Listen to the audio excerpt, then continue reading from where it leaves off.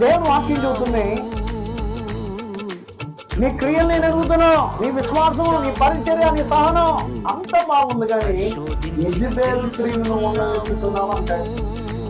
దేవుని బిడ్డలారా, నేను ఈ వాక్యాలు చదివేటప్పుడల్లా నా గుండెల్లో ఒకటే రైలు పరిగారు. ఏంటంటే, ప్రభు నీ సంఘంలో ఈ లోపం అని చెప్పాడు అనుకోండి, ఎంత పరిస్థితి.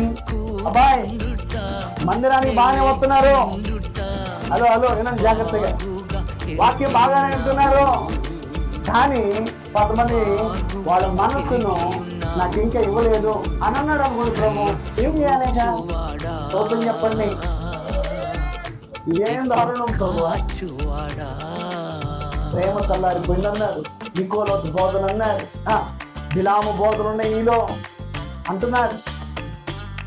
యెజబెలు బోధలు, యెజబెలు బోధ గురించి మనం చెప్పాను నేను మీకు.